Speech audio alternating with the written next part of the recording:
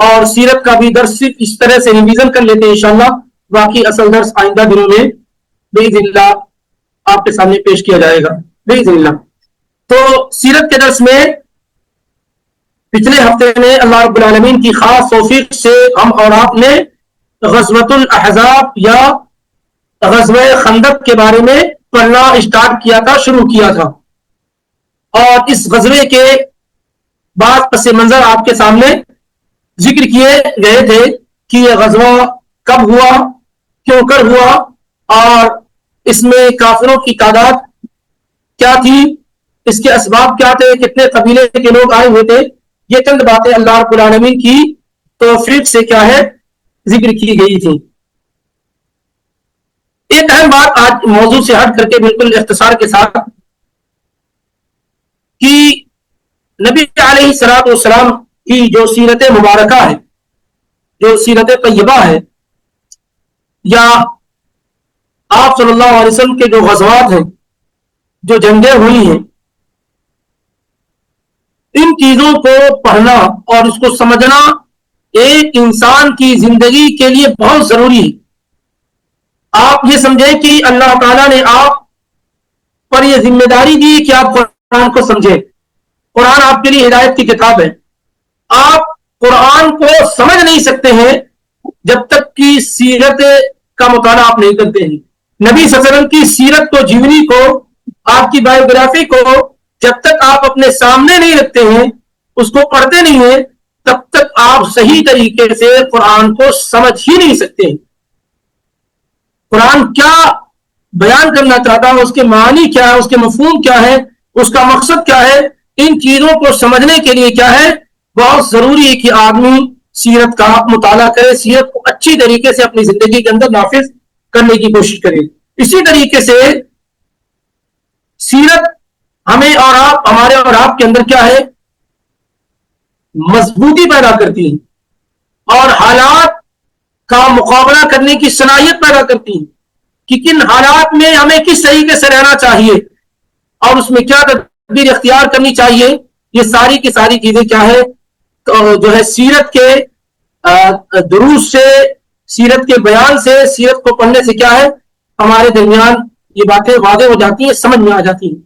اسی طریقے سے جب کوئی آدمی اللہ کے نبی صلی اللہ علیہ وسلم کے غزوات، خاص طور سے موجودہ زمانے میں بہت ضروری ہے کہ نبی علیہ الصلوۃ والسلام نے جو غزوات کی ہیں، جو جنگیں لڑی ہیں، اس کے پس منظر کو جانے، اس کے ریزن اور اسباب کو جانے، اور پھر یہ کہ اس میں اللہ کے نبی صلی اللہ علیہ وسلم کا اور دین اسلام کا جو اخلاق نمایاں طور پر واضح ہوا ہے جنگ کے میدان کے اندر، اس کو اگر ہم لوگوں کے سامنے بیان کریں، اس کو جانیں، تو اس سے اسلام کی عظمت کا، نبی علیہ الصلوۃ والسلام کے اعلیٰ اور اونچے اخلاق کا بہت واضح نمونہ کیا ہے ہمیں ملتا ہے.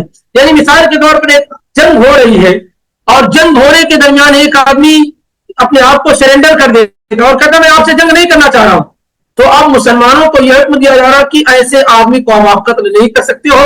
وَإِنْ أَحَدٌ مِّنَ الْمُشْرِكِينَ اسْتَجَارَكَ فَأَجِرْهُ حَتَّىٰ يَسْمَعَ كَلَامَ اللَّهِ ثُمَّ أَبْلِغْهُ مَأْمَنَهُ.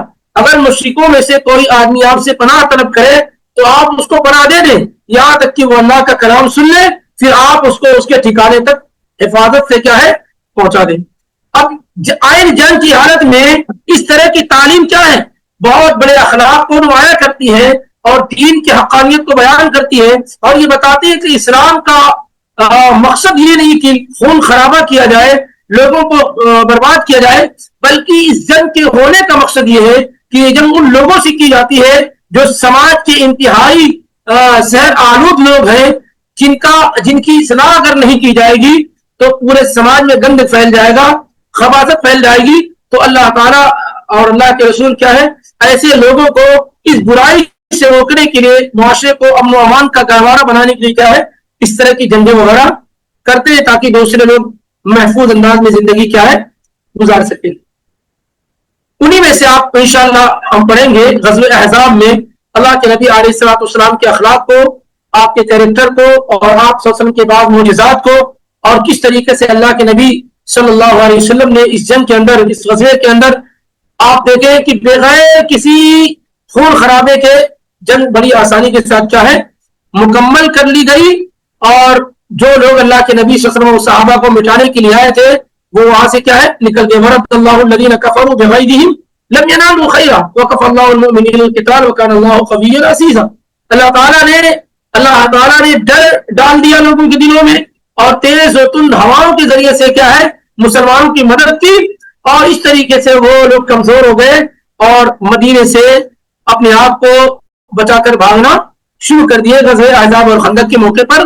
اور یہ بھی ہمیں معلوم ہوتا ہے کہ آدمی کتنا ہی بڑا کیوں نہ ہو کتنا اللہ کا ولی کیوں نہ ہو جائے اسباب تو اسے اختیار کرنے ہی پڑیں گے. یعنی جو دنیاوی اسباب ہیں جنگ کو جیتنے کے کسی چیز کو حاصل کرنے کے پیسے کمانے کے بیماری سے ٹھیک ہونے کے لیے جو بھی اسباب ہیں وہ اسباب ہر شخص کو اختیار کرنے ہی پڑیں گے. بغیر اسباب کے آدمی اگر اللہ رب العالمین سے کوئی چیز کی توقع اور امید رکھتا ہے تو حقیقت میں کیا ہے اسے ایک بے وقوفی کہا جائے گا اور یہ آدمی کا حق ہوگا کہ اس کو معلوم نہیں. جیسے زمانے کے اندر ہر آدمی اللہ تعالیٰ کی رحمت اور اس کی نصرت کی آس اور امید میں بیٹھا ہوا ہے. اس وقت آپ دیکھیں گے کہ ہر شخص ہر مسلم کیا ہے اللہ تعالیٰ کی نصرت اللہ کی مدد کی آس میں بیٹھا ہوا ہے لیکن اسباب وہ اختیار نہیں کیے ہوئے ہیں. اور بغیر اسباب کے اللہ تعالیٰ کی نصرت کی امید اللہ کی مدد کی امید اور آس لگا کے بیٹھے ہوئے ہونا یہ حقیقت میں حماقت ہے. اس سے کبھی بھی اللہ تعالیٰ کی مدد ہمارے پاس نہیں آ سکتی ہے بلکہ اللہ کی مدد یقینی طور پر آئے گی لیکن جو اسباب ہیں اللہ تعالیٰ کی مدد کو اختیار کرنے کے اسے ضرور ہمیں اور آپ کو کیا ہے اختیار کرنا چاہیے. یہ چند باتوں کے ساتھ آپ کی یہ گفتگو ختم کرنے کی کوشش کی جا رہی ہے. پلیز اللہ نے چاہا تو آئندہ دنوں میں اسے کنٹینیو کیا جائے گا. کوئی اہم سوال اگر موضوع کے متعلق ہے تو کیا جا سکتا ہے.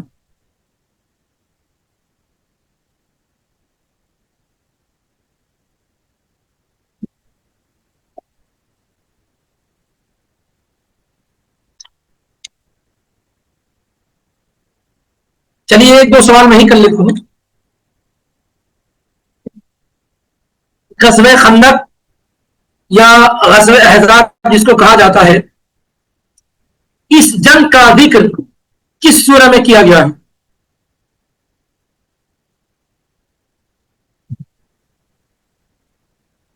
غزوہ خندق کی ڈیٹیل اس کی تفصیلات کس سورہ میں ذکر کی گئی ہے؟ جزاک اللہ خیرا. سورہ احزاب. بہت خوب بالکل درست اور صحیح جواب ہے سورہ احزاب میں کی گئی ہے جو 21ویں پارے کے اخیر میں شروع ہو رہی ہے اور 22ویں پارے میں جا کر کے ختم ہو رہی ہے. تقریباً پورا ملا لیں گے تو آدھا پارے کی یہ سورہ ہے. یہ غزوہ کس سن ہجری میں پیش آیا؟ صحیح قول کے مطابق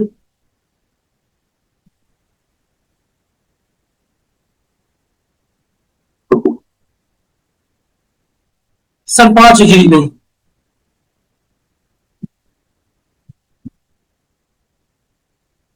اور کوئی رائے اس سلسلے میں؟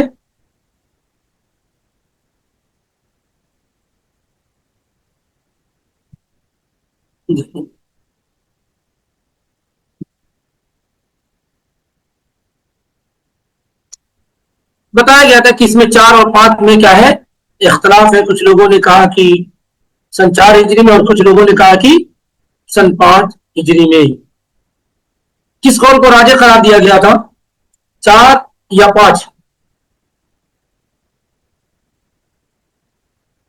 کسے یاد ہے کہ 4 اور 5 میں کس قول کو راجح قرار دیا گیا تھا اور کہا گیا تھا یہ زیادہ درست اور صحیح ہے؟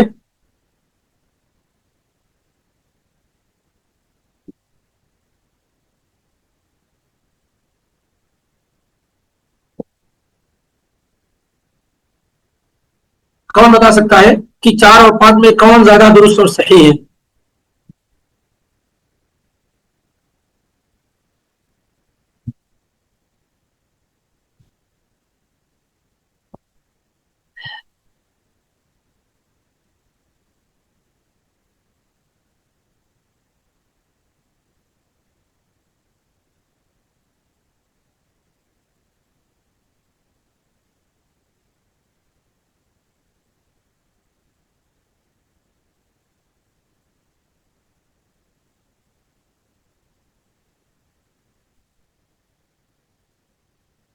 شاید یاد نہیں رہا آپ لوگوں کو.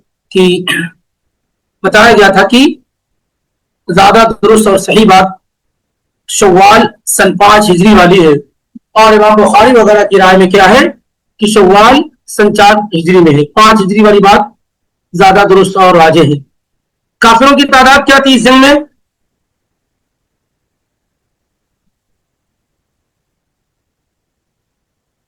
کافروں کی تعداد کتنے ہزار تھی؟ 10,000. بہت خوب. چلے اتنا کافی انشاءاللہ، پھر ملاقات کرتے ہیں. سبحانک اللہم وبحمدک اشہد ان لا الہ الا انت استغفرک واتوب الیک. السلام علیکم ورحمۃ اللہ وبرکاتہ.